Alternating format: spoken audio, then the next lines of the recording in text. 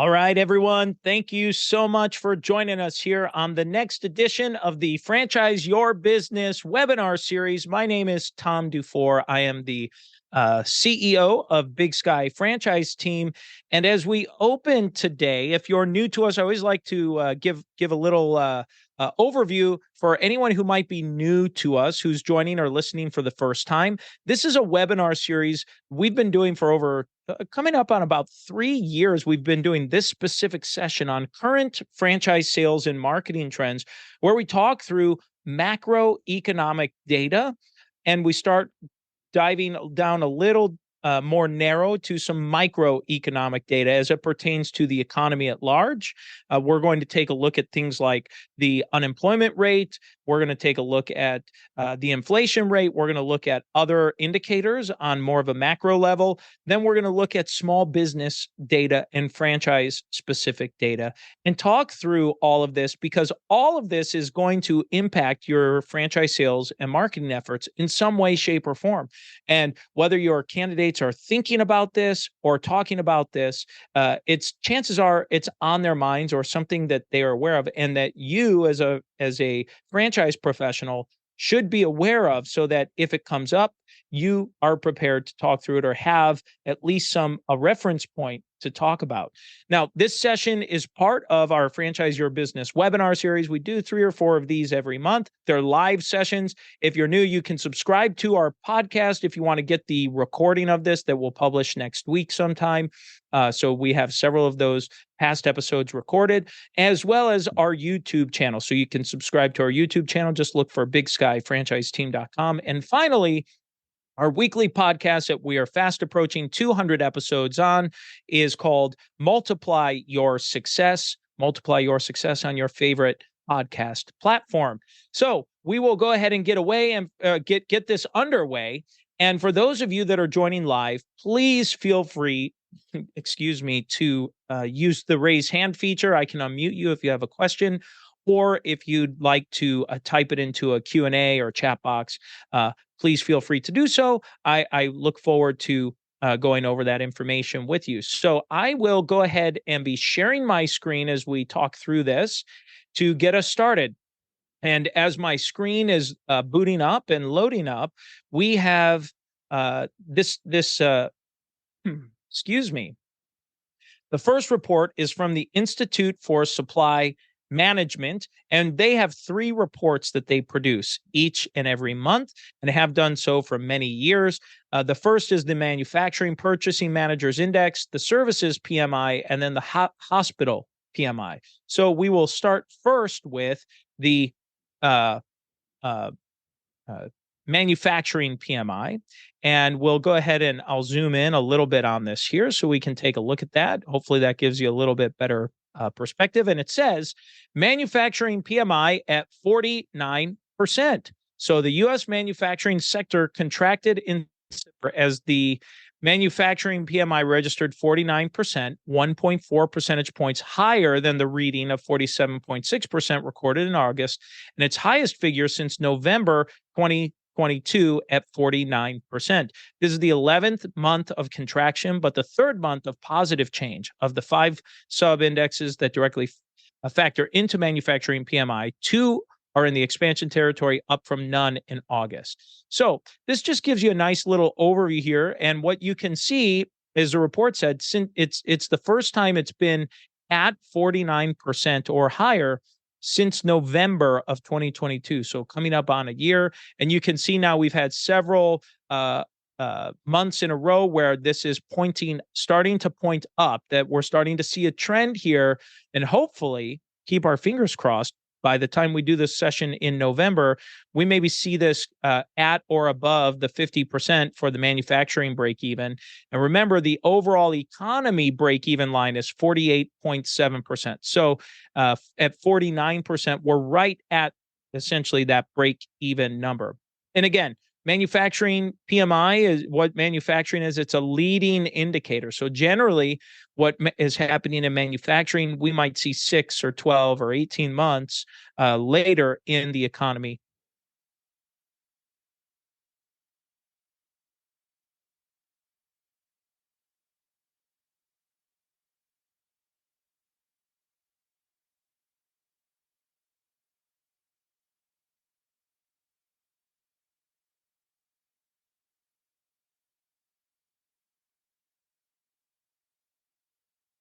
percentage point decrease compared to the August reading of 54.5%. And remember, a reading above 50% indicates that the services sector is generally expanding, and anything below 50% indicates that it's generally contracting. So you can see here that it's at 53.6, and it dipped down close to 50% back in. It looks like that was April or May, based off this report. And then it bounced back up, and it's kind of been hovering right around that 53-ish% for the last few months. So I'll give you something to look at there. And certainly services is important because the U.S. economy is mostly service-based. Hospital Purchasing Managers Index is at 57%. So you can see a huge surge here from last month to this month. And it says economic activity at the hospital subsector grew in September after contracting in August, the second time in the previous 5 months, with 35 consecutive months of growth prior to that. So you can see the hospital PMI, it says registered 57% in September, a 9.5 percentage point increase from the August reading of 47.5%. So you can see this market, you still see a lot of big swings. And we've seen that over the last coming up on 3 years coming up on 2 years. It started in 2022. You can see it's been rather volatile, up and down, like a yo-yo almost. So just food for thought, and something to be aware of, that we're seeing these big zigs and zags in the hospital PMI. Okay, next up, we have the U.S. unemployment rate. And so we're going to take a look at that. And so you can see here, it says the unemployment rate in the U.S. was 3.8% in September of 2023, remaining unchanged from the February 2022 high from the previous month, and slightly above market expectations of 3.7%. Still, the result consolidated evidence that the labor market remains tight on historical standards, adding leeway for the Federal Reserve to leave borrowing costs at restrictive levels for a prolonged period. By the way, this data that I'm reading from, this is specifically from the tradingeconomics.com, from the United States unemployment rate that they're showing for the September 2023 data. So you can see this here, that it's at 3.8%. Still, all things considered, relatively low. The next one we like to take a look at is the inflation rate. And actually, I thought I had that pulled up here. Let me see if we can see it's not pulling up. Okay. So we'll go to the inflation rate. And this is from the tradingeconomics.com, from the United States inflation rate, and it reads, the U.S. inflation rate remains steady at 3.7% in September 2023, defying market expectations of a slight decrease to 3.6%, as a softer decline in energy prices offset slowing inflationary pressures in other categories. And so you can see here that inflation is still at 3.7%. We've talked a lot about inflation. It's hard not to, given the rate at which inflation has been growing and increasing. And just to remember, this 3.7% is up. I'll go to the 5-year here. 3.7% is up over last year's number, which was up over the year before that. So we're seeing, 4% plus growth from 2022 and so on as we look at how the inflation is growing. So remember, they're showing year over year inflation. So remember, it's stacking on top of it. And I've talked about this each session. We talked about inflation, but it's really important to know that if you have candidates or prospects or people that are serious about buying a franchise, literally every single day that they wait, it becomes more expensive, especially if you're in a fixed location type of a business where it's going to take a while to find a location and do the build out. We're talking a year from now, another year's worth of inflation. And so my suggestion and encouragement to someone, and now this is not to coerce someone. We're not doing that. Okay. So I want to be very clear on that. This is to help support a franchise candidate that has clearly made the decision they want to move forward with your franchise, fixed location, or if you have large equipment purchases, vehicle purchases for a home services type company, Um, these things are all going up at very high rates. And so every single day, week, and month that they wait, it just becomes more expensive, and the value of their dollar continues to go down. So if they're paying cash, they're losing out. If they're taking out a loan, the cost of that loan is going to continue to go up. Not only because of the rates at which they're able to borrow, but also from the fact that the money that they are going to take out to borrow for, they're going to need more of it, or whatever they borrow is going to go not as far in opening for working capital and so on, that they might need 2 years from today, and as they get built out, opened, and operating. So anyway, just another reminder that this is something that you may want to make sure you're talking through, just to say, look, this is not to scare you. This is just to let you know of the reality that, inflation is still a concern. And once your business is operating, your prices can adjust based on inflation, but the cost of opening this up is going to continue to increase. At least it sure looks that way, and you can see that.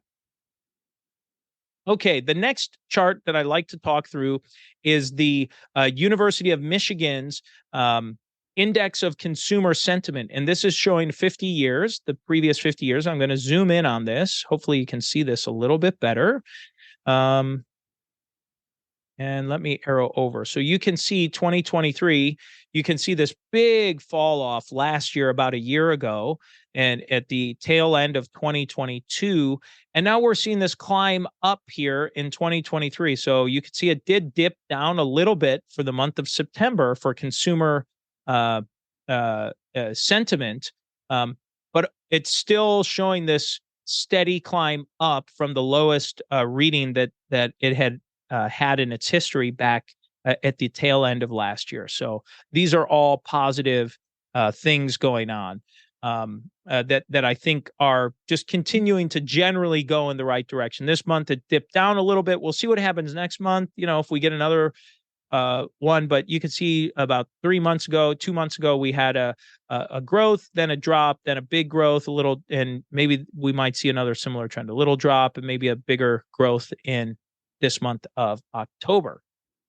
Okay, next up is the Small Business Index. This is prepared by the U.S. Chamber of Commerce. It's presented by MetLife and the U.S. Chamber of Commerce. And this is the Small Business Index. This is for Q3 of 2023. So this is our first time going over this data. And it gives a small business index, kind of a score of what are the small businesses thinking? How are they feeling? What's their sentiment saying about things? And it said, the report says that small business, I'm going to read the second paragraph here. It says, small businesses are clearly more positive about the economy and their overall business health this quarter. Currently, 1/3, 33% of small businesses say the U.S. economy is in good health, a 9 percentage point increase from last quarter. Similar number, 38%, feel the same about their local economy, up 8 percentage points from Q2. Small businesses are also feeling better about their business health and cash flow. 2 in 3, 66% small businesses report that their business is in good health, and roughly 7 in 10, or 72%, say that they are comfortable with their cash flow. Both measures jumped from several points from last quarter. And so I'll show you this overall index here and zoom in a little bit on this for us. Here we go. And you can see here, we were for Q3 at 69.2%, which is the highest reading on this report since pre-COVID. So we're almost back up to a pre-COVID number, which was at 71.7% for Q1 of 2020. And so Q1 of 2020 was 71.7, and here we are Q3 of 2023 at 69.2. So you can see this steady, just general rise. Now, it had been trending down for almost, it trended down from Q2 of 2022 for 3 consecutive quarters, trended downward, and then started going back up here. So to me, this is a good thing to see, that our small business community is feeling more the best and more confident and positive it has um, in coming up on almost 3 years that we've seen this. So to me, all super positive stuff on that.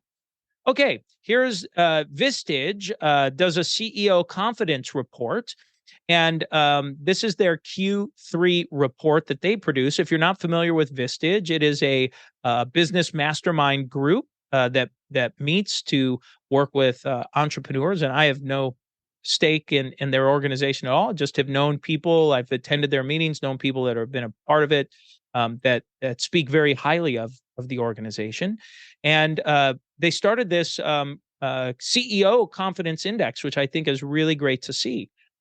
So it says for 2023, the leading indicator, Vistage CEO Confidence Index. And it says that the overall economy, it said 16% of CEOs said the economy recently improved, which was up from 15% in Q2. It says the future economy, 13% of CEOs expect the economy to improve in the year ahead, up from 11% in Q2. 55% of CEOs expect increased revenues in the year ahead, up from 50% in Q2. Profitability projections, it says 42% of CEOs expect increased profits in the year ahead, unchanged from Q2. Future investments, this is always a good indicator, right? Where CEOs and leaders, are they thinking about investing in the future?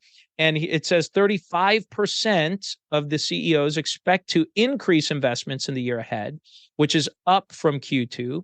And 48% of CEOs plan to expand their workforce in the year ahead. And that remains the same as Q2. So here we have an overall number here. It says, pessimism about the economy continues to incrementally improve as hiring and investing are slowly stable. It says 76.0 out of their scale. So Vistage CEO Confidence Index rose slightly to 76.0 in Q3 2023, a 2.6 percentage point increase from last year's 73.4. So it shows Q2 of 2022 by quarter up to Q3 of 2023. So you can see Q3 of 2022 was at 73.4, and this Q3 is at 76.0. So it's trending up if we look at it year over year. That it's increasing incrementally, which I think is favorable to see that leaders in general, we're seeing the same thing for the small business index from the U.S. Chamber of Commerce, and then the Vistage CEO report. Next up, we have our new business formation statistics. This is from the census.gov and the U.S. Census Bureau. And this shows us, this is showing August here. Hold on, September 18th. I guess it has not released October's numbers yet. So, okay. So, this is about a month behind here. They haven't, I thought they would have released by now, but I guess they haven't. So this is showcasing the new business applications and startups applied for across the country from the U.S. Census Bureau, and they aggregate all the state data. And this shows that in August of 2023, 466,163 business applications were filed. And you can see this trend for the last almost 3 years. You can see that it's been over 400,000 outside of a couple months. It's been over 400,000 new business startups that have started, which is significant because when you look here at pre-COVID numbers in 2019 into early 2020, it was trending right around about 300,000 per month. And now we've been over 400,000 per month. A pretty big surge. And what does that mean? Well, this is important to you because it means that entrepreneurship and startup is on the minds of people. And so if you're a franchise sales marketer or franchise seller, you need to know that these buyers are serious. They have new startup on their mind. It is likely they're going to start something, whether they buy your franchise or start their own business. Know that. So and just know that they are genuinely serious about this, and that they are really looking at buying a franchise or starting a business, I should say. So keep going back to how your franchise can help them start the business and create the lifestyle that they want to achieve. Okay. Next up, we're going to go to the Small Business Startup Sentiment Index. This is published by Franchise Insights by Franchise Ventures, and this is their report on September, and they report this October 4th of 2023. This was released. It said, "Now is the time to launch startups," say aspiring franchisees. And so it says a 1-year high of almost 62% of survey respondents either agree or strongly agree that now is a good time to start a business. And 75% of respondents see conditions of business startups the same or better in 3 months. In September 2023, 51.3% of entrepreneurs plan their startups within the next 3 months and 69.8% within the next 6 months. So if we look at this, just to look at this chart that they list here, it shows 61.9% of respondents agree that now is a good time to start for a startup right now. And that's 61.9% either agree or strongly agree with that statement. To me, that is telling and also representative of some of the other data we've seen. I think we're starting to see some common threads among the small business leaders. And you can see here, this trend has been trending upward now for 1, 2, 3, 4 months in a row. It's been trending up from the previous reading back in, May of this year. So, it's been 5 months here, or 4 months since we've seen that. Okay, so we're going to scroll down on this report, and I like reviewing this chart, right? Oh, did I already go past it? Oh, here we go. Sorry about that. Okay, so I always like to look at this chart here. And this is on page 5 of the Small Business Startup Sentiment Index. And it says 60.7% of respondents say that funding or access to credit is the biggest factor to starting their business. So what's worth noting here is this is the number one factor by far. So again, having a plan or a solution or an option to present to franchise candidates for how they're going to get funding is going to be critical for you to be able to move forward. So having a plan on what that would look like. Maybe it's having a lender. If you've had franchisees recently start, find out where they got their funding. If they didn't work through one of your references, if they worked with a local banker or an SBA lender, reach out to that SBA lender. Find out if they'd be willing to work with other franchisees that you might have, since they've already have been willing to lend money to one of your other franchisees.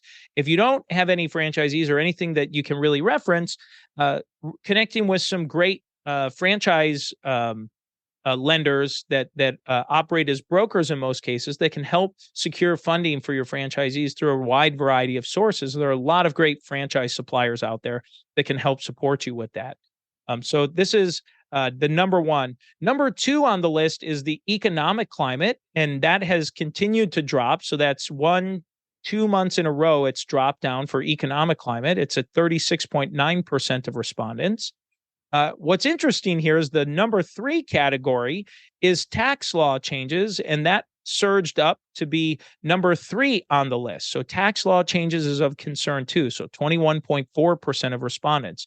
So funding, access to credit, the top 3 on this list that you want to likely have an answer for or present to your candidate. Have a funding option. How can you help them find loans or get access to funding to get the business up and going? Number 2, economic climate. Well, attending this presentation is exactly what you need to be able to address it, because we're talking through all of these micro, macro issues that likely will be impacting their business. And then number 3 is tax law changes. So look at your industry to see if there's anything in particular going on with tax law.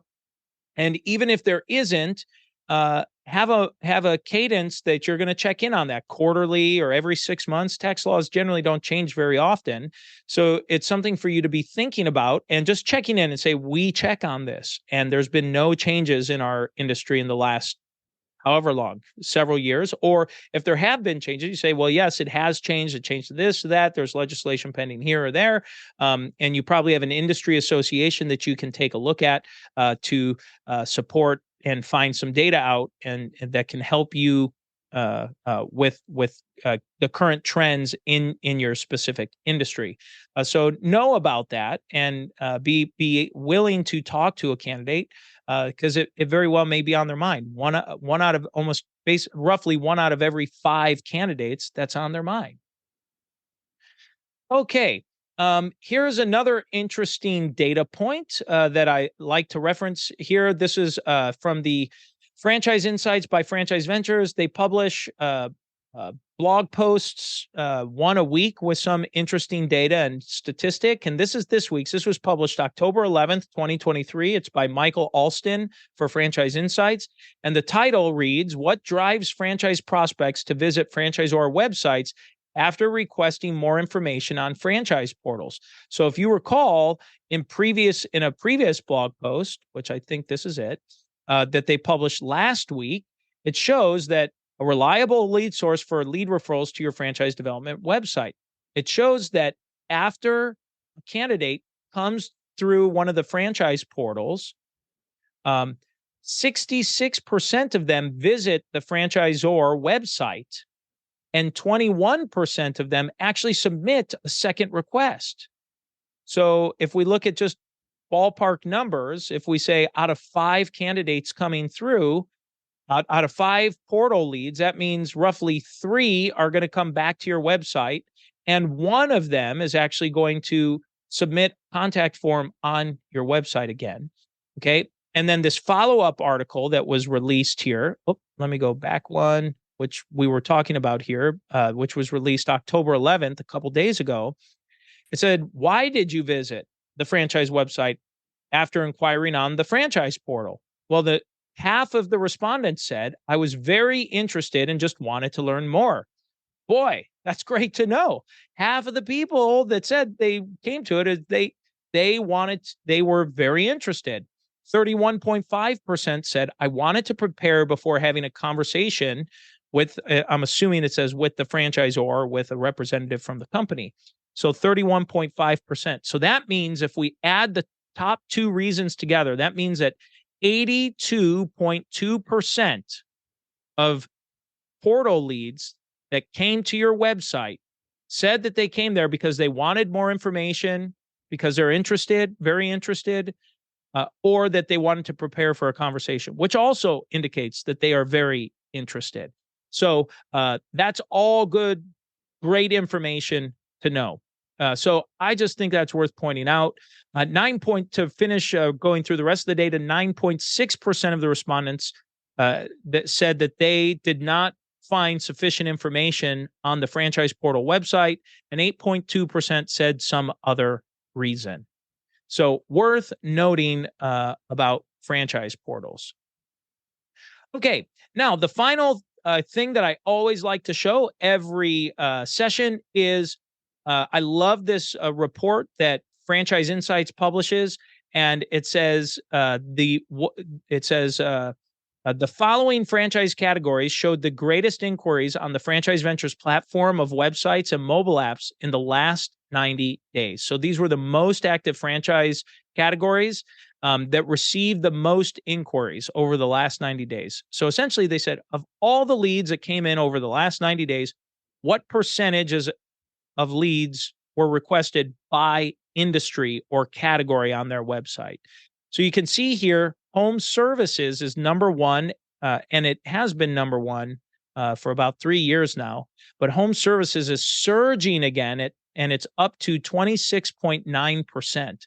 Okay, even just a month or 2 ago, it was far less than 26.9%. So home services is surging. If you're in home services, it should hopefully be relatively easy or easier for you to generate leads. Number 2 is senior and health at 12.6%.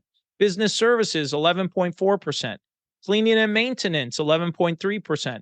Food and restaurant, 10.1%. Those are your top five categories. And you can see the top five are the only five categories that have over 10% of leads being requested. Then we have financial services, 5.3%, child-related, 4.1%, education, 3.8%, real estate, 3.5%, and pet services at 2.6% to round out the top 10 categories. So if you're in one of these categories, that generally means it should be easier for you to capture some leads. So with that, I will look to tie this up and open it up for Q&A, ask questions, type in the Q&A, raise your hand. I can unmute you if you have any specific questions, comments, things that maybe you're seeing in the marketplace. I know I can tell you that our clients and some folks we're working with, we're seeing definitely a surge of serious candidates coming through that started back in August, that we're seeing that trend continue in through September and into October now. We're seeing a real surge of serious candidates and interest that we're seeing from clients. So just positive things all around. And I'd love to open that up before we close this out here to anyone else who's joined us. Well, I'm not seeing anything come through yet. So for those of you that joined us late, thank you so much for being here. This will be available for a replay. So if you need to share this with your marketing director, franchise salespeople, leadership team, owners, founders, whomever, please feel free to share it. Our YouTube channel is Big Sky Franchise Team. You can find us there. It'll be posted there. And then it'll also be on our podcast, Franchise Your Business. You can just subscribe to that podcast on your favorite service, Franchise Your Business. And this will be live here over the course over next week. So thank you, everyone, for being here. Happy Friday the 13th here in October. Thank you so much for joining us. Have a great weekend, and we look forward to having you back next week, everyone.